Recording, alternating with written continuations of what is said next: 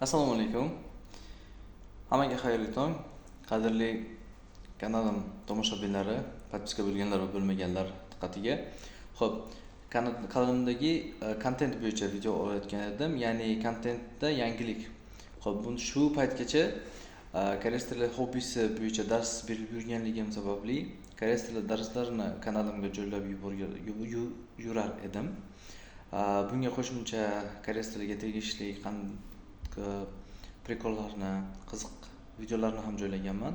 Xo'p, bundan keyingi videolar ko'pchilik o'zimning o'quvchilari, hozirgi o'quvchilarim iltimosiga binoan dasturlash bo'yicha bo'ladi. Xo'p, dasturlash bo'yicha bu keyingi kontentlarda sizdan nima kutish mumkin? Bu yerda 0 dan boshlab to senior darajasigacha sizga dasturlashni mobil, web, asosiy Java, Kotlin, Flutter, Dart dastur tuzishni qisqa vaqt mobaynida startaplar haqida, MVPlar haqida, qanday dasturni foydalanuvchigacha yetkazib berish haqida tushunchalarni bepul o'tib boraman. Birinchi dasturim qanday bo'lishi va qanday boshlanishi keyingi birinchi videodan birin-ketinlikni tushuntirilgan holatda olib boriladi.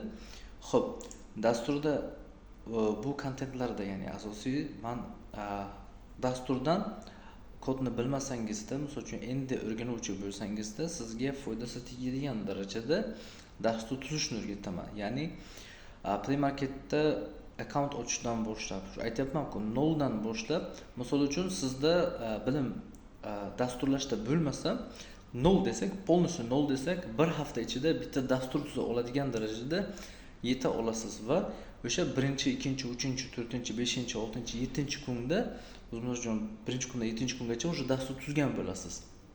Polniy hammasi kiradi. Android Studiodan foydalanishdan boshlab to Play Marketga dasturingizni joylagunga qadar va undan keyin ham testlari bor, uni qanday test qilishni, kimga murojaat qilishni, kimdan iltimos qilib, qanday bir servisdan foydalanishni, xizmatdan foydalanishni butun darajasigacha o'rgatib boraman. Keyingi videolarda batafsil tushunishingiz mumkin.